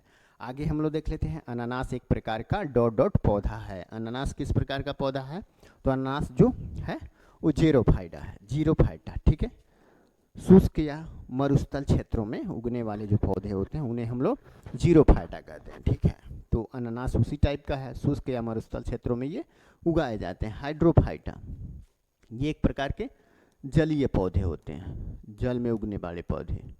जलीय पौधों को हम लोग हाइड्रोफाइटा कहते हैं। और वहीं मेसोफाइटा, ये सामान्य मिट्टी होती है जिसमें उगते हैं पौधे, उन्हें कहा जाता है। सामान्य मिट्टी में उगने वाले पौधों को हम लोग मेसोफाइटा कहते हैं। और वहीं दलदली जगहों पे उगने वाले पौधे को हम लोग क्या कहते हैं, हाइग्रोफाइटा। ठीक है, हाइग्रोफाइटा। निम्नलिखित में से कौन किंगडम कवक की विशेषता नहीं है, तो किंगडम कवक की विशेषता कौन सा नहीं है, तो उसमें क्लोरोप्लास्ट नहीं पाया जाता है। ये ध्यान रखिएगा, जो कवक किंगडम होते हैं, ठीक है, उसमें क्लोरोप्लास्ट नहीं पाया जाता, यही उसकी विशेषता एक तरह से नहीं है। क्लोरोप्लास्ट का होना ये सही नहीं है। बाकी हरकत के लिए कोई तंत्र नहीं, ये भी सही है। बहुकोशिकीय संरचना होती है और कोशिका भित्ति के साथ होते हैं, लेकिन क्लोरोप्लास्ट उनमें मौजूद नहीं होता है। निम्नलिखित में से किस प्रकार के जीवों में एक खुला परिसंचरण तंत्र होता है, तो खुला परिसंचरण तंत्र किस में होता है, तो जो मोलस्का संघ के जीव होते हैं। ठीक है, मोलस्का संघ, जिनका शरीर बड़ा कोमल होता है और ऊपर से कैल्शियम का परत लगा होता है। जैसे घोंघा हो गया, सीपी हो जाता है, शंख हो जाता है, और ये ऑक्टोपस भी एक तरह से इसी में आ जाता है, लेकिन उसके ऊपर कैल्शियम का परत नहीं रहता है, वो सब इसमें आ जाते हैं। एनेलिडा में कौन से जीव आते हैं, जिनका शरीर विखंडित टाइप से होता है, जैसे केंचुआ, जोंक, नेरिस, ये सब इसमें आ जाते हैं एनालिडा में। नेमाटोड तो हालांकि एक तरह से वो जीव आ जाते हैं नेमाटोड में, खास करके देखिएगा तो ये आ जाते हैं जीव जो द्विकोशिकीय होते हैं, द्विकोशिकीय खास करके, उनका एक दो ही परत होता है उनके शरीर में, एक बाह्य होता है, एक आंतरिक होता है। पक्षी वर्ग तो सभी को एक तरह से समझ में आ ही रहा होगा। आगे देख लेते हैं, मिट्टी पौधे को किस सूक्ष्म पोषक तत्व की आपूर्ति करती है। मिट्टी पौधे को किस सूक्ष्म पोषक तत्व की आपूर्ति करती है? जो मिट्टी होती है, देखिए सूक्ष्म पोषक तत्व और एक होता है बृहद पोषक तत्व। तो जो फास्फोरस, नाइट्रोजन ये सब होते हैं वो एक तरह से बृहद हो जाते हैं। फास्फोरस हो गया, कैल्शियम हो गया, नाइट्रोजन हो गया, ये बृहद पोषक तत्व हो जाते हैं। लेकिन जस्ता, लोहा, निकेल, तांबा, ये सब जो हो गया ना, मैग्नीज, ये सब सूक्ष्म हो जाते हैं, सूक्ष्म पोषक तत्व हो जाते हैं। ठीक है, तो हमारा सही ऑप्शन क्या हो जाएगा? सूक्ष्म पोषक तत्वों में जस्ता आ जाता है।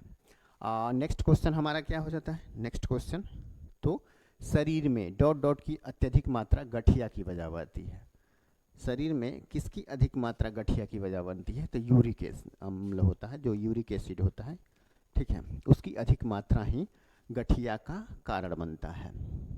लैक्टिक अम्ल मांसपेशियों में थकान महसूस कराता है, थकान, ठीक है, जब हम ज़्यादा एक्सरसाइज कर लेते हैं या ज़्यादा वर्क कर लेते हैं, शारीरिक वर्क, तो हमारे मांसपेशियों में लैक्टिक अम्ल उपस्थित मौजूद होने लगता है, ठीक है, आ जाता है, और ये मांसपेशियों में थकान महसूस करता है।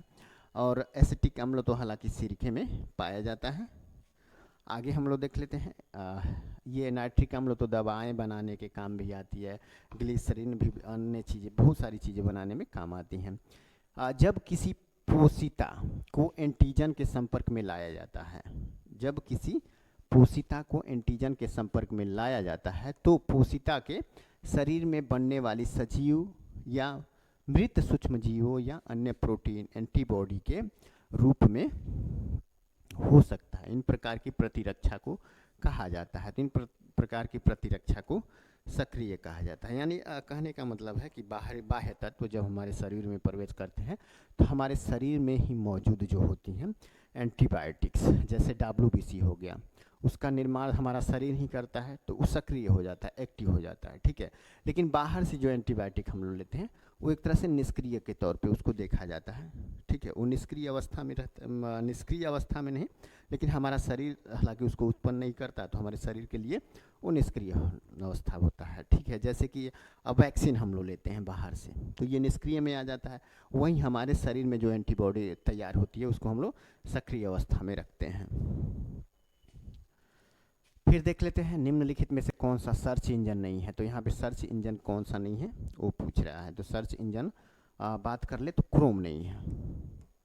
ये एक प्रकार का वेब ब्राउजर है, ठीक है, वेब ब्राउजर है, वेब ब्राउजर, ये सर्च इंजन नहीं है। गूगल सर्च इंजन है, याहू और बिंग, ये सब क्या है? तो ये सब सर्च इंजन है। कंप्यूटर के प्रोसेसर की गति को निम्नलिखित में से किस में मापा जाता है?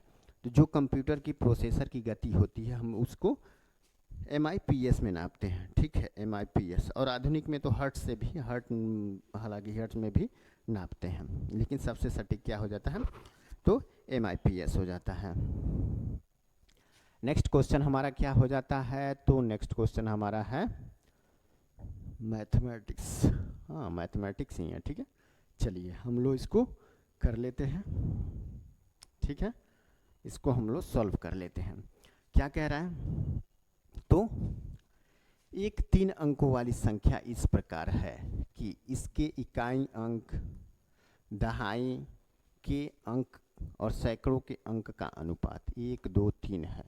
इस संख्या और इसके अंकों के क्रम को उलटने पर प्राप्त संख्याओं का योगफल इतना हो जाता है।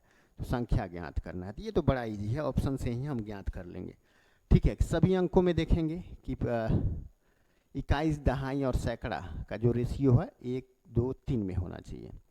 तो देखिए ये है इकाई, ये नहीं हो जाता है, ठीक है, ये गलत है, ये भी गलत है, ये भी गलत है, ये एक तरह से सही है, क्योंकि देखिए इकाई अंक 1 के रेशियो में, दहाई अंक 2 के रेशियो में, तिहाई अंक 3 के रेशियो में, इसको जब काटेंगे तो 1 2 3 के रेशियो में आ जाएगा। यही ऐसे ही पता कर लेते हैं, ठीक है, ऐसे ही आ गया हमारा आंसर। बाकी तो उस टाइप से है ही नहीं, ठीक है, इकाई दहाई और सैकड़ा 1 2 3 के रेशियो में बाकी अंक हैं ही नहीं, तो यही हमारा सही आंसर होता है। लेकिन एक बार इसकी शुद्धता को जांच करने के लिए हम लोग क्या करेंगे, इसको उल्टा, यहाँ पे जो कहा है अंकों के क्रम को उलटने पर, मान लीजिए अंकों का क्रम हम मान लेते हैं 9 6 3, अब इसको उलट के ऐड करना है, तो 3 6 9, अब इसको ऐड करेंगे तो इतना आना चाहिए, तो 9 3 12 का 2, 6 6 12 1 13 3, और 9 3 12 1 13 13 32 आ गया ना, 13 32, तो हमारा सही आंसर यही हो जाता है। आगे हम लोग देख लेते हैं, 3 अलग अलग क्रॉसिंग पर लगे ट्रैफिक लाइट, ठीक है, क्रमशः प्रत्येक 30 सेकेंड 45 सेकेंड और 60 सेकेंड के बाद लाल हो जाते हैं। यदि वे सभी 8:30 AM मॉर्निंग में एक साथ लाल होती हैं तो वे कितने बजे पुनः एक साथ लाल होंगी। तो इन सब का एलसीएम हम निकालेंगे तो समझ लीजिए उतना ही सेकेंड में ये दोबारा लाल होंगी। तो देखिए 30 45 और 60, इसका एलसीएम जो हो जाएगा तो एक तरह से 30 45 और 60, इसका एलसीएम कितना हो जाएगा, 60 तो होगा नहीं, 60 120 भी नहीं होगा, 180 हो जाएगा, ठीक है, 180, इसका एलसीएम जब निकालिएगा तो 180 आ जाएगा। तो यानी 180 सेकेंड में ये पुनः क्या होंगी, तो लाल हो जाएंगी, पुनः एक साथ तीनों के तीनों लाल हो जाएंगी, ठीक है। तो अब 180 सेकेंड को जब मिनट में बदलेंगे तो 3 मिनट होगा, ठीक है, 3 मिनट होगा, तो 8:30 में 3 और जोड़ देंगे तो कितना हो जाएगा, 8:33 AM, AM यहाँ दिया है तो AM होना चाहिए, कहीं कहीं बड़ा सटीक ऑप्शन दे देता है, AM की जगह पर PM दे देगा, तो बच्चा हालांकि AM PM नहीं देखते हैं तो गलत करके चले जाते हैं। अब देख लेते हैं किसी संख्या के 1/3, किसी संख्या के 1/3 और 1/4 के बीच का अंतर उसके वर्गमूल के बराबर है, तो संख्या ज्ञात कीजिए। तो यहाँ पे वर्ग जो होगा वही आंसर हो जाएगा, तो वर्ग एक तरह से ऑप्शन से ही सटीक कर ले तो ये हो जाता है हमारा। लेकिन अगर मान लीजिए सब कई गो वर्ग दिया हो तो क्या करेंगे, तो उसके लिए हम इसको सॉल्व कर देते हैं, ठीक है। संख्या को मान लेते हैं x, किसी संख्या, कोई संख्या है तो संख्या को हम सबसे पहले क्या मानेंगे, संख्या को सबसे पहले x मान लेंगे, तो संख्या का 1/3, तो x का 1/3 यानी कि x/3, और 1/4 के बीच का अंतर, 1/4 के बीच का अंतर क्या कर रहा है, तो उसके वर्गमूल के बराबर, यानी उस संख्या के वर्गमूल के बराबर है। तो x है संख्या, तो उसके वर्गमूल रूट में लिखते हैं हम लोग, ठीक है, वर्गमूल के बराबर है, तो संख्या ज्ञात करना है। अब सॉल्व करेंगे इसको, तो एलसीएम इसका कितना हो जाएगा, 3 4 3 12, और ऊपर 4x माइनस 3x हो गया, 4x में से 3x घट गया तो ओनली x बच जाएगा, और 12। अब देखिए इधर हो गया √x, अब इसको हटाने के लिए ये x को स्क्वायर कर देंगे, है ना, ये रूट हटाने के लिए ये वाला x स्क्वायर हो जाएगा और 12 भी स्क्वायर हो जाएगा, यानी इधर के अंक टोटल के टोटल स्क्वायर हो जाएंगे जब हम यहाँ से रूट घटाएंगे, तो रूट को हटाएंगे तो x स्क्वायर, ठीक है, बटे 12 बढ़िया 144 इक्वल टू x हो जाता है ना। अब एक x से एगो x कट गया तो यहाँ पे एक ही x बचेगा, तो x का वैल्यू आ गया 144, ठीक है, x का वैल्यू क्या निकल के आया, 144 निकल के आया, और यही हमारा सही आंसर हो जाता है, ऑप्शन डी। आगे देख लेते हैं 96 नंबर, यदि संख्या इतना इतना 8 से विभाज्य है तो y का न्यूनतम मान क्या होगा, ठीक है, न्यूनतम मान देखिए 8 से विभाज्य संख्या का एक नियम है कि लास्ट का 3 अंक, जो लास्ट का 3 अंक है वो 8 से विभाजित होना चाहिए, ठीक है। उसमें भी यहाँ क्या कंडीशन रखा है, तो न्यूनतम मान, तो 0 रख के देखेंगे, तो 0 हालांकि ऑप्शन में नहीं है तो जाहिर सी बात है नहीं रखेंगे, 1 रख के देखते हैं, y के जगह पे 1 रख देते हैं तो क्या हो जाएगा 416, ठीक है। अब इसको काट के देखते हैं, 8 से कट जाएगा तो कट जाएगा, ठीक है, 8 5 40 और 8 दूनी 16, 52 बार में कट जा रहा है, तो यानी कि कट जा रहा है, यानी कि y का वैल्यू 1 ही हो जाएगा, न्यूनतम पूछा है तो 1 ही हो जाएगा, सही आंसर 1 हो जाएगा। अब देख लेते हैं, यदि रजत की आयु जतिन की आयु का 1/3 है। यहाँ रजत को रख देते हैं और यहाँ जतिन को, ठीक है। रजत की आयु जतिन की आयु का 1/3 है, ठीक है। यानी कि रजत जतिन के 3 गुना आयु की है। वही कह रहा है यदि रजत की आयु जतिन की आयु का 1/3 है, ठीक है। यानी जो यहाँ देखिए हम कंफ्यूज कर रहे हैं, रतन की आयु जतन की आयु का 1/3 है, तो जतन का आयु रजत की आयु के 3 गुना है, ठीक है। इसका आयु x मान लेते हैं तो इसका आयु 3x हो जाएगा कि नहीं, वही है। इसके रजत की आयु जतिन की आयु का 1/3 है, 1/3 यानी कि इसका 1 वर्ष है तो इसका 3 वर्ष हो जाएगा, तब ये तो 1/3 होगा।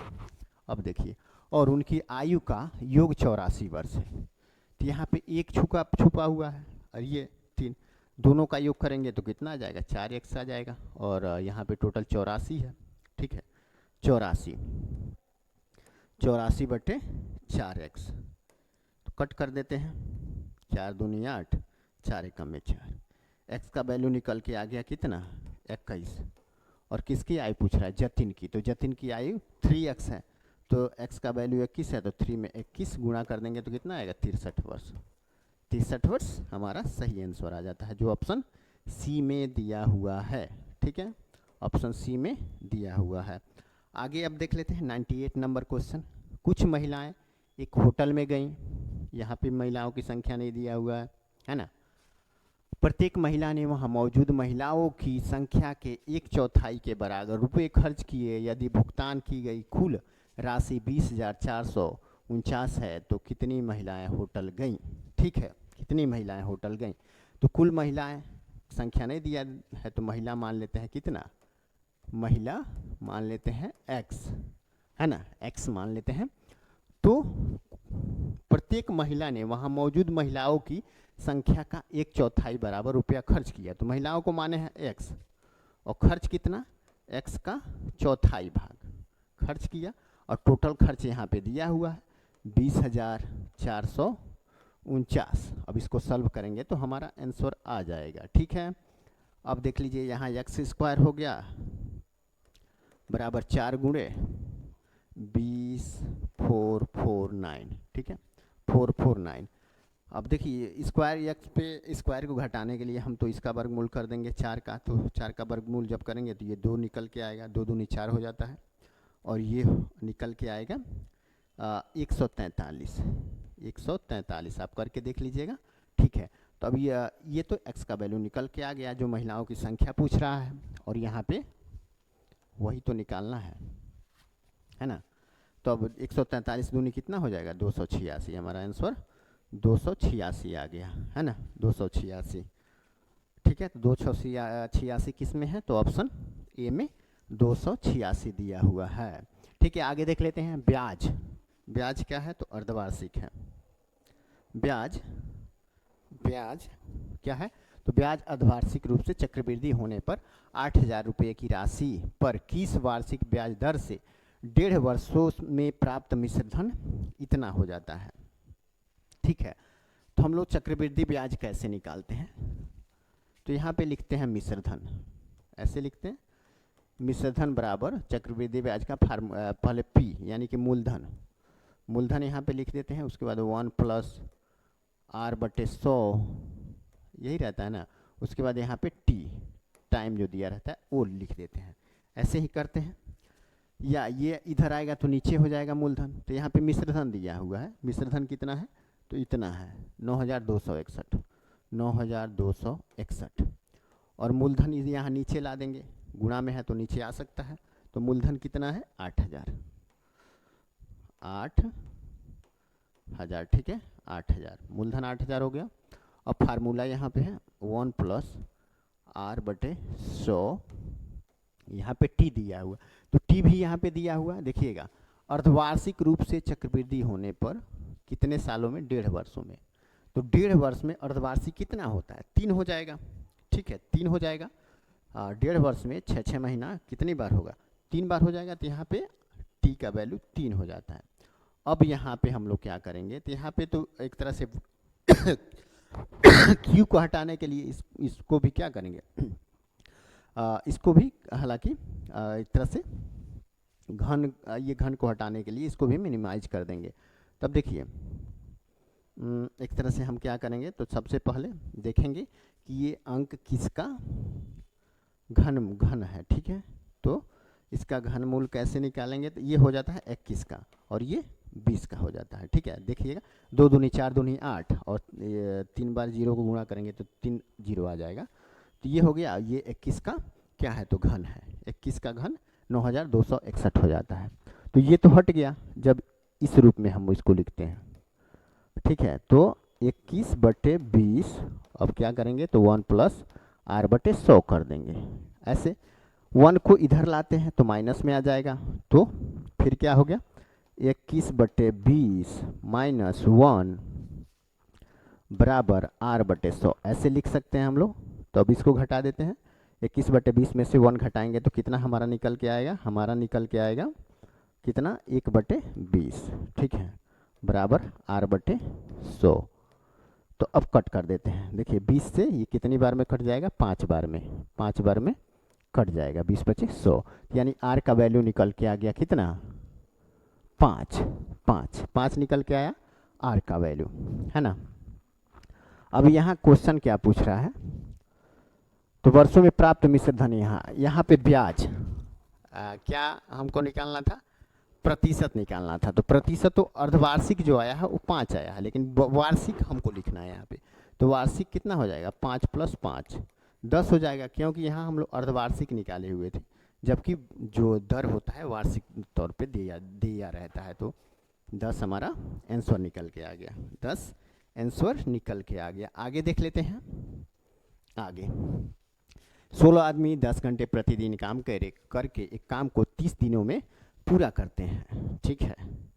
तो कितने अतिरिक्त आदमी 12 घंटे प्रतिदिन काम करके पूरा काम 20 दिन में करेंगे, ठीक है। तो ये देखिए वही फार्मूला पे ये बनाएंगे, m1 d1/w1 बराबर m2 d2/w2। यम आदमी की संख्या हो गया, दिनों की संख्या हो गया, w वर्क कितना किए वो हो गया, ठीक है। तो यहाँ पे 60 आदमी दिया हुआ है, 60 आदमी 10 घंटे प्रतिदिन काम करके एक काम को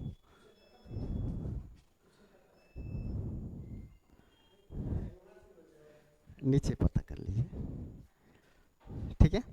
यहाँ पे h भी आ जाता है h1 और यहाँ पे भी h1 आ जाता है, ठीक है, h1 आ जाता है, m1 d1 h1/w1। वैसे m2 d2 h2/w2 आ जाता है। तो यहाँ वर्क तो नहीं दिया हुआ, सीधा से 60 आदमी 10 दिन काम करके एक काम को 30 दिन में करते हैं। तो 60 आदमी क्या करते हैं, 10 दिन काम करके एक काम को 30 दिन में करते हैं, ठीक है, 30 दिन में करते हैं।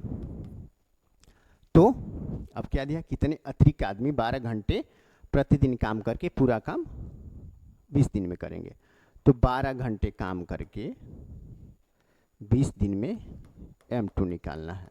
अब कट कर देते हैं इसको, देखिए 20 तिहाई 60 हो गया और 6 दूनी 12, 6 × 30 और 2 से कौन कटेगा, ये 5 कटेगा, ठीक है, 5 कट गया।